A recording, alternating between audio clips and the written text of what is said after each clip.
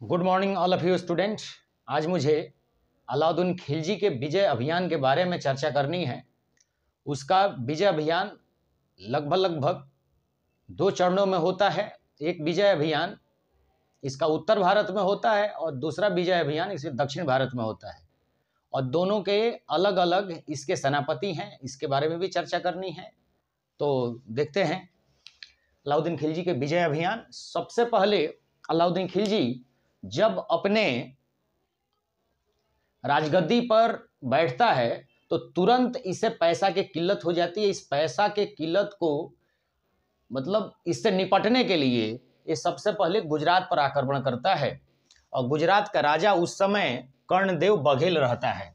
तो सबसे पहले इसने 1298 में, यहाँ देखिए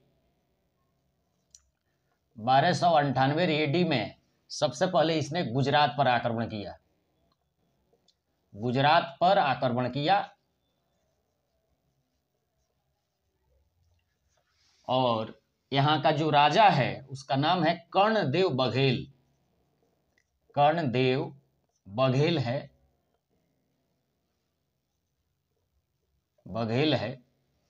बघेल राजपूत होते थे, और इसकी पत्नी का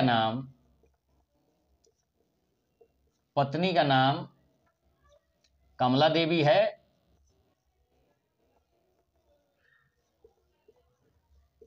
और पुत्री का नाम, ये पत्नी है, और पुत्री का नाम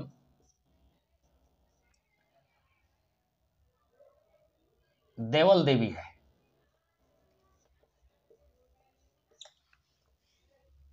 इसी के ऊपर पूरा आज का प्रसंग इसी के ऊपर लगभग है, इतना समझ लीजिए। यहाँ देखिए कर्ण बघेल गुजरात का राजा है, और गुजरात की राजधानी उस समय अनहिलवाड़ा हुआ करती थी। अनहिलवाड़ा,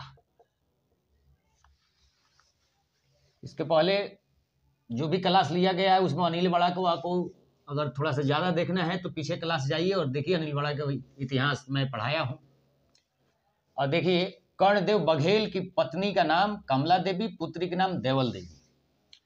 और 1298 AD में अलाउद्दीन खिलजी गुजरात पर आक्रमण करता है, और आक्रमणकर्ता के सेनापति जो हैं वो एक में है उलू खां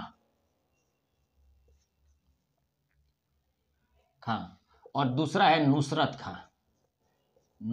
खां। उलू खां गुजरात के पास जो सेना है, केवल इनके पास सेना 40,000 है। खजाइनुल फुतूह के अकॉर्डिंग हम पढ़ा रहे हैं भैया, खजाइनुल फुतूह अमीर खुसरो और जियाउद्दीन बर्नी के तारीख फिरोज शाही के अकॉर्डिंग पढ़ा रहे हैं। और इतना समझ लीजिए, गुजरात के पास सेना 40,000 है, और इनके पास उलू खां के नेतृत्व में भी 40,000 सेना है, और इसके नेतृत्व में भी 40,000 सेना है। इतना समझ लीजिए।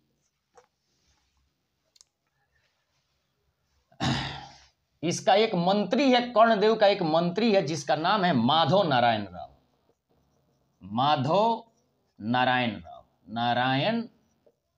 राव। इसके समझ लीजिएगा भैया, माधव नारायण राव मंत्री हैं। क्या हैं? प्रधानमंत्री हैं। ये प्रधानमंत्री हैं, समझ लीजिएगा, ये प्रधानमंत्री हैं। इसको समझने का प्रयास कीजिए आप। यहां देखिए, तो उलू खां और नुसरत खां, पहले आक्रमण उलू खां करता है किसके ऊपर? कर्ण बघेल के ऊपर। कर्ण बघेल पूरी तरह से लड़ाई लड़ता है, 40,000 सेना, और उलू खां को धूल चटाते रहता है। जब नुसरत खां पीछे सेना लेकर रहता है, नुसरत खां जब देखता है कि उलू खां धूल चाटते हुए भाग रहे हैं, तो ये ऊपर से फिर आक्रमण कर देता है। देखिए, इसकी सेना और इनकी सेना दोनों थक जाती है लड़ाई करते करते। तब तक नुसरत खां फिर ये कर्ण बघेल के ऊपर हमला कर देता है। कर्ण बघेल की सेना उस समय पूरी सुस्त हो गई रहती है, जिसके कारण ये हार होता है। और हार का भी एक सबसे बड़ा कारण क्या है, ये माधव नारायण राव। माधव नारायण राव जो है ये कर्ण बघेल पर कहता है कि उल्लू खां से कहता है, उल्लू खां से कर्ण बघेल पर कहता है कि तुम 4 बजे भोर में आक्रमण करो। कितना, 4 बजे ही आक्रमण करें, 4 AM में आक्रमण करो, क्योंकि आधे सैनिक इनके क्या होंगे, ये लोटा लेकर पैखाना, उस समय लोटा लेकर लोग पैखाना करने जाते थे, और आज भी गांव में ही जाते हैं, बहुत हम लोग देखे हैं। तो इतना समझ लीजिए, ये 4 बजे इस हिंदू सेना में सारे सैनिक चले जाते थे, लोटा लेकर पैखाना करने चले जाते थे, और ये लोग इसी समय आक्रमण किए थे, जिसके कारण ये हारा है। और ये इसका बहुत बड़ा ये हार का कारण है, यही इसके ओर मोह मिल गया था, जिसके कारण ये विश्वासघात पात्र है। ये भी याद रखिएगा, क्योंकि बार बार क्वेश्चन में आता है। ये राजस्थान असिस्टेंट प्रोफेसर में आया था ये क्वेश्चन, तो इसको आप ध्यान में रखिएगा। ये एसएससी सीजीएल में भी ये क्वेश्चन आया था, और एक बार 2014 के रेलवे में भी ये क्वेश्चन आया था। माधव नारायण राय, इसको ध्यान में रखिएगा। नुसरत खां, और देखिए अब ये जब कर्ण बघेल जब हारता है, तो ये अपनी पुत्री देवल देवी के साथ, यानी कि पुत्री देवल देवी को लेकर, और कहां भाग जाता है, महाराष्ट्र भाग जाता है। महाराष्ट्र में उस समय राजा रहता है रामचंद्र देव। इसका एक प्रतापी लड़का रहता है शंकर देव रहता है, प्रतापी शासक रहता है, शंकर देव रहता है। ये बहुत ही प्रतापी लड़का रहता है, यही प्रतिकार करेगा थोड़ा अलाउद्दीन खिलजी को ये इतना समझ लीजिए, खिलजी को जवाब यही देता है। कई लड़ाई में शंकर देव मलिक काफूर को हराया भी था, ये भी समझ लीजिएगा। और अब देख लीजिए, रामचंद्र देव के पास से चला जाता है, और रामचंद्र देव इस देवल देवी की शादी शंकर देव से करने की बात कह देता है, और इस पे कर्णदेव राजी हो जाता है। पिता देवल देवी का पिता कर्णदेव राजी हो जाता है शंकर देव के पिता रामचंद्र देव के साथ। शादी होगा शंकर देव का, परंतु पिता कौन है, रामचंद्र देव। तो रामचंद्र देव के साथ ये राजी हो जाता है कि तुम्हारे लड़के से देवल देवी की शादी कर देंगे, तत्पश्चात तुम सेना लेकर गुजरात में चला जाएगा, और लड़ाई करके नुसरत खां उल्लू खां से देश को छीन लिया जाएगा। एक कहानी रहता है। अब देखिए, अब इसके बाद कमला देवी पकड़ी जाती है, और कमला देवी को नुसरत खां दिल्ली लेकर जाता है। कहां लेकर जाता है, दिल्ली लेकर जाता है। और दिल्ली में इतना समझ लीजिए, दिल्ली में इतनी सुंदर रहती है ना, कि दिल्ली में अलाउद्दीन खिलजी इसको देखकर मोहित हो जाता है, और इससे शादी विवाह कर लेता है। और विवाह करने के बाद ये जो जलालुद्दीन फिरोज खिलजी की जो पुत्री थी, उस पुत्री से एक उपाधि छीन लेता है, मलिका-ए-जहां की उपाधि छीनकर एक कमला देवी की उपाधि दे देता है। इतना कंसेप्ट क्लियर कर लीजिएगा। कमला देवी को मलिका जहां की उपाधि इसको देता है, किससे छीनकर, जलालुद्दीन फिरोज खिलजी के लड़की से उपाधि छीनकर इसको दिया था। ये कंसेप्ट आप क्लियर कर लीजिएगा। तो ये देख लीजिए। और जब अलाउद्दीन खिलजी को पता चलता है कि कर्णदेव भाग गया है, देवगिरी भाग गया। महाराष्ट्र का उस समय नाम देवगिरी रहता है। महाराष्ट्र का उस समय नाम क्या रहता है, देवगिरी रहता है। देवगिरी भाग गया है अपने पुत्री देवल देवी को लेकर। तो रामचंद्र को कहता है कि तुम इसका सहायता मत करो, परंतु शंकर देव के प्रयत्न से एक कर्णदेव की सहायता होती है, और यही खीस रखा रहता है कौन, अलाउद्दीन खिलजी। इसीलिए 1307 AD में फिर से देवगिरी पर हमला होगा। अभी बाद में होगा, पहले यहाँ पे आप समझने का प्रयास कर लीजिएगा। तो ये कहानी है पूरी तरह से गुजरात आक्रमण की। अलाउद्दीन खिलजी के गुजरात आक्रमण 1298 AD में होता है। वहाँ का राजा कर्णदेव बघेल है, पत्नी का नाम कमला देवी है, पुत्री का नाम देवल देवी है। देवल देवी को लेकर देवगिरी जाता है, यहाँ प्रस्ताव रखता है कि शंकर देव से शादी करेंगे और तुम हमारे राज्य को सहायता करो ताकि मुसलमान वहां से भाग जाए, ऐसा उसका कहने का मतलब है। मलेच्छ मलिश कहा जाता, मुसलमानों को मलिश कहा जाता था उस समय। तो ये कंसेप्ट पूरी तरह से क्लियर हो गया। इसके बाद अब ये 1299 टू 1301 तक होगा आक्रमण, इतना समझ लीजिए। रणथंभौर का राजा का नाम हमीर देव रहता है, हमीर देव, और पृथ्वीराज थर्ड का वंशज रहता है। इसकी पत्नी है संग देवी रहती है, संग देवी रहती है पत्नी। और इतना समझ लीजिए, इसका एक विश्वास पात्र मंत्री रहते हैं सब, रतिपाल और रणमल। विश्वास पात्र, परंतु ये विश्वासघात करते हैं। क्या करते हैं? विश्वासघात। और इन्हीं कारण ये रणथंभौर की लड़ाई हमीरदेव हार जाते हैं। यहाँ देखिए, यहाँ पे जो आक्रमण करेगा उसका नाम है, अलाउद्दीन खिलजी का सेनापति दो हैं, उलूग खां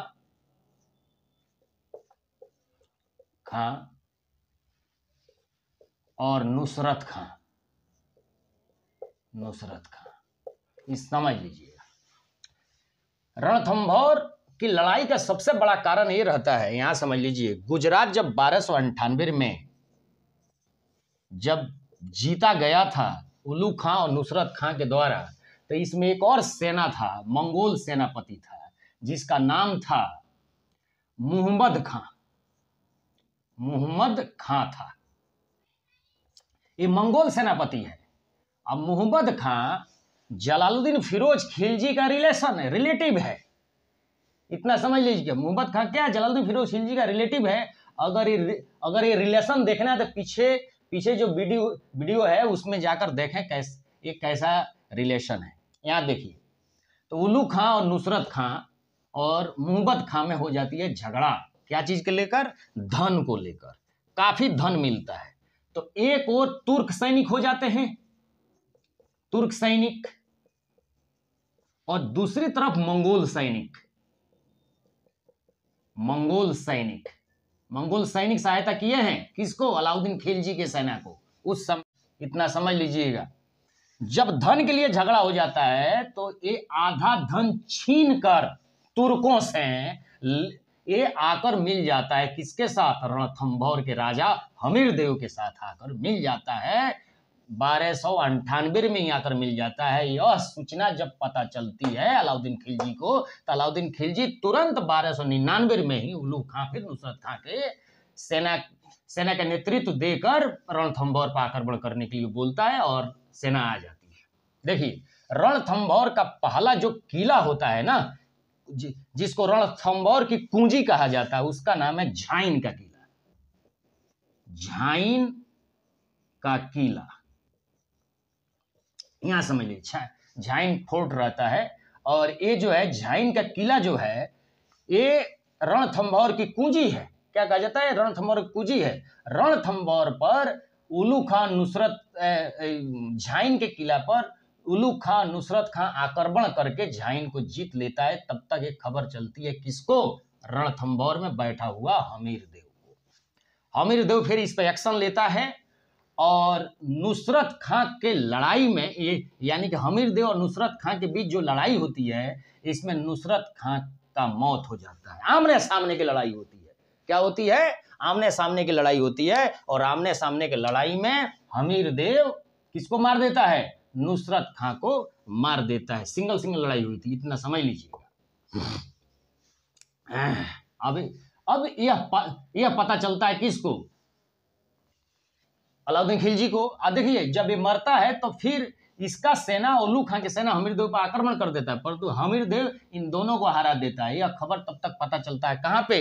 ये पता चलता है अलाउद्दीन खिलजी को। तो अलाउद्दीन खिलजी फिर लगभग इतना 60,000 सेना लेकर वहां से चलता है। 60,000 सेना लेकर चलता है। और यहाँ पे भी लगभग 40-50 हजार सेना रहता है। ये लगभग 1.5 लाख सेना लेकर फिर रणथंभौर पर आक्रमण करता है, परंतु रणथंभौर के किला देखकर उस आश्चर्यचकित हो जाता है और किला के अगल बगल में 1 साल 1 वर्ष तक डेरा जमा के रहता है ताकि ये लोग आकर लड़ाई करें, हम इनको हरा दें, रणथंभौर को जीत लें।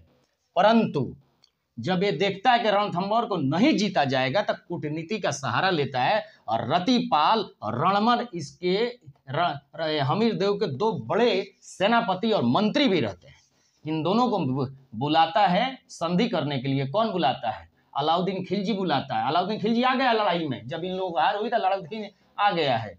तो इतना समझ लीजिए, दोनों रतिपाल और रणमल को इतना समझ लीजिएगा 1 लाख इतना समझ लीजिए भैया स्वर्ण सिक्का देता है, स्वर्ण सिक्का, और कहता है रणथंभौर का किलेदार आपको मैं बना दूंगा, रणथंभौर का किलेदार बना दूंगा, यानी कि हम राजा स्वीकार कर लेंगे, रतिपाल या रणमल में से कोई किसी को राजा स्वीकार कर लेंगे, और इतना तब तक आप लोगों की स्वागत के लिए इतना लाख रुपया हम, मतलब इतना लाख स्वर्ण सिक्का आप लोगों को दे रहे हैं। ये जब स्वर्ण सिक्का देखता है रतिपाल और रणमल तो इसका जो नियत है फिसल जाता है, और नियत फिसल जाता है और बोलता है कि हम रात में क्या करेंगे, हम रात में यानी कि रणथंभौर का किला के द्वार खोल दें, आप लोग आक्रमण कीजिए और कहानी समाप्त हो जाएगी। अब देखिए क्या होता है, ये रात में ही अलाउद्दीन खिलजी आक्रमण कर देता है। रतिपाल और रणमल क्या करते हैं, किला के द्वार खोल देते हैं, द्वार खोलते हैं, और इसमें हमीरदेव काफी चतुराई से लड़ाई करता है, परंतु हमीरदेव इसमें मारा जाता है। जैसे ही हमीरदेव मारा जाता है, संग देवी लगभग 15,000 स्त्रियों को लेकर 15,000 स्त्रियों को लेकर जौहर कर लेती है। इधर शाखा, जब आदमी जब युद्ध भूमि लड़ते लड़ते मर जाते थे उसे शाखा कहते थे, शाका कहते थे, नहीं शाका नहीं, शाका कहा जाता था, शाका। केसरिया बाना पहनकर, यानी कि केसरिया मतलब कि इसको क्या कहा जाता है, केसरिया कपड़ा पहनकर जब युद्ध भूमि में लोग मर जाता था उसे शाका कहा जाता था। और लड़कियां औरतें जो अग्नि कुंड में कूद के मर जाती थी उसे जौहर कहते थे। तो प्रथम जौहर संग देवी के नेतृत्व में हुआ था। ये मध्यकाल का ही नहीं, ये भारत के प्रथम जौहर है। प्रथम जौहर संग देवी के नेतृत्व में हुआ था। ये हुआ था 1301 में हुआ था, इतना समझ लीजिएगा, प्रथम जौहर। तो ये है रणथंभौर के आक्रमण। लेकिन मोहम्मद खां जब इधर आता है तो मोहम्मद खां भी लड़ाई में मारा जाता है, इतना समझ लीजिए, क्योंकि मोहम्मद खां को देने का ये अलाउद्दीन खिलजी इसको ऑर्डर किया था हमीरदेव को, लेकिन हमीरदेव इसको दिया नहीं था, इतना समझ लीजिएगा। हमीरदेव के पिता का नाम चैत्र सिंह था, चैत्रदेव या चैत्र सिंह था, इतना समझ लीजिएगा। ये भी बात आपको याद रहना चाहिए, क्योंकि राजपूतों में एक कहावत है कि कोई भी शरण में आएगा चाहे वो दुश्मन ही क्यों हो, उसका रक्षा राजपूत करते हैं। राजपूत की भैया अलग ही स्टेटस होती है, राजपूत जैसे ही शब्द आता है भैया मान सम्मान आ जाता है, दिल में अपने आप आ जाता है। तो ये सब बातें हैं, कंसेप्ट है, इसको ध्यान में आप लोग रखिए। ये मोहम्मद खां है, मोहम्मद खां को देता नहीं है, और लड़ाई में भले दोनों मर जाते हैं कोई दिक्कत नहीं है। देखिए रणथंभौर की विजय है। इसके बाद मैं चित्तौड़ का विजय पढ़ाने का चेष्टा कर रहा हूं। चित्तौड़ के विजय में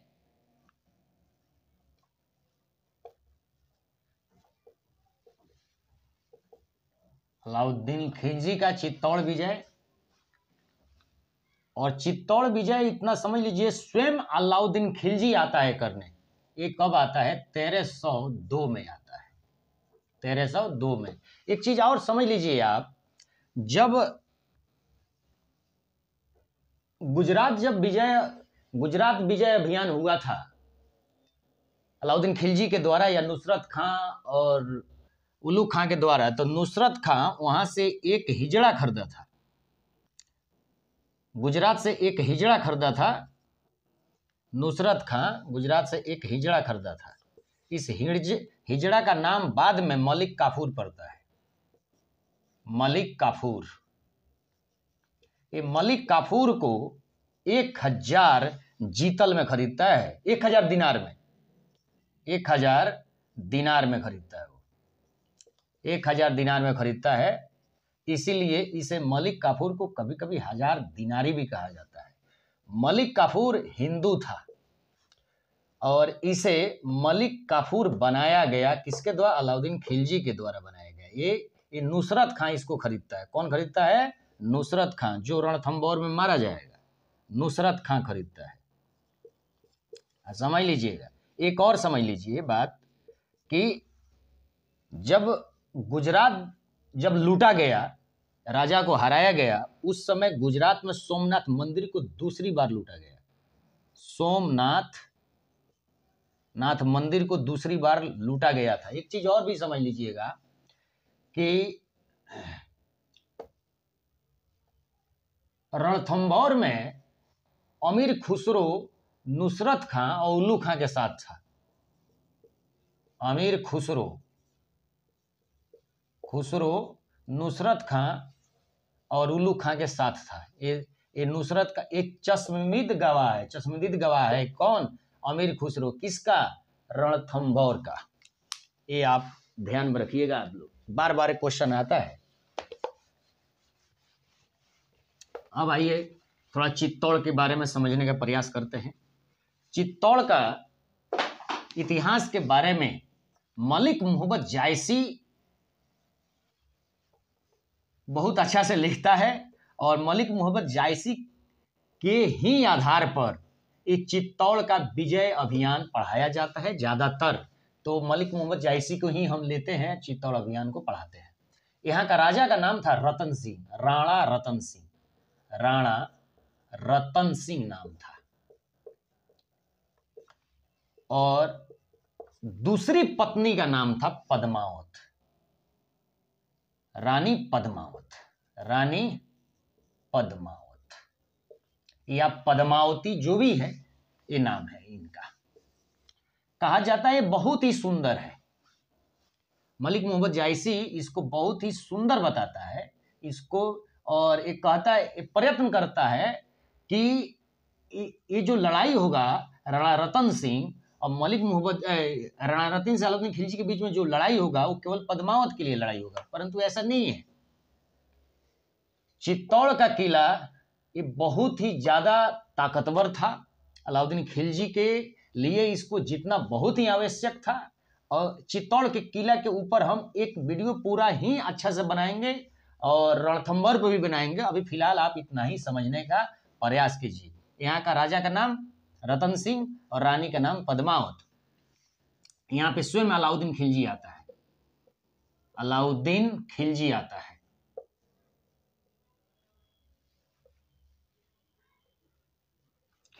यहाँ पे स्वयं लड़ाई करने आता है।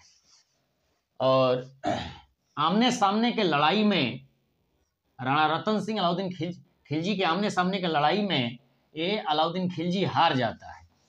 और जैसे ही हारता है राणा रतन सिंह को मार दिया जाता है। बीच समझ लीजिए कि जैसे एक एक आदमी के बीच में अगर लड़ाई होती थी उसे रंग भूमि कहा जाता था, और कई लोगों के साथ जब लड़ाई होती थी उसे युद्ध भूमि कहा जाता था। तो युद्ध भूमि ही मान लीजिए, युद्ध भूमि में अलाउद्दीन खिलजी जब हारता है तो राणा रतन सिंह को वहीं पे तुर्की सेना इनको मार देते हैं सब, और सबको मतलब कि, और यहाँ पे ये समझ लीजिए किला के अंदर घुसकर 30,000 नागरिकों का कत्लेआम करते हैं। ये बहुत ही ये समझ लीजिए ये अलाउद्दीन खिलजी के ऊपर कत्लेआम का धब्बा है। ये समझ लीजिएगा, कत्लेआम करने का ये धब्बा है। 30,000 लोगों को ये मौत के घाट उतारता। खींच क्या रहता है कि रानी पद्मावत लगभग ये भी 12 से 15,000 लड़कियों औरतों को लेकर अग्निकुंड में कूदकर जौहर कर लेती है। और ये समझिए कि प्रथम जौहर चित्तौड़ में, प्रथम जौहर जो होता है वो रणथंभौर में होता है, दूसरा जौहर जो होता है चित्तौड़ में होता है, ये 1302 में होता है। ये समझ लीजिएगा। तो इसी कारण पद्मावत के कारण ही ये क्या करता है, 30,000 लोगों का कत्लेआम करा देता है। तो ये रहा चित्तौड़ का विजय, रणथंभौर का विजय और गुजरात का विजय। ये पूरी तरह से मोस्ट इम्पोर्टेंट विजय है और यहीं से क्वेश्चन आता है, दूसरे कहीं से क्वेश्चन नहीं आता है। हम उसको भी पढ़ाने का चेष्टा करते हैं, मालवा विजय, बयाना विजय, बहुत विजय है, परंतु उसमें कुछ नहीं है, वहाँ का राजा के बारे में भी कभी क्वेश्चन नहीं आया है। तो फिर पढ़ाने का जो पढ़ा दें, नहीं तो कोई बात नहीं, इतना ही पढ़िए, समझ लीजिए उत्तर भारत का विजय है, उत्तर भारत का विजय है, अलाउद्दीन खिलजी का उत्तर भारत का विजय है, इतना समझ लीजिएगा। इसके अतिरिक्त कुछ नहीं आता है। गुजरात विजय, रणथंभौर विजय और चित्तौड़ विजय, इसके बाद हम दक्षिणी भारत का विजय पढ़ाएंगे। दक्षिणी भारत का विजय पढ़ते हैं, इसको पढ़ने का चेष्टा किया जाए। सर हटा दीजिए कैमरा।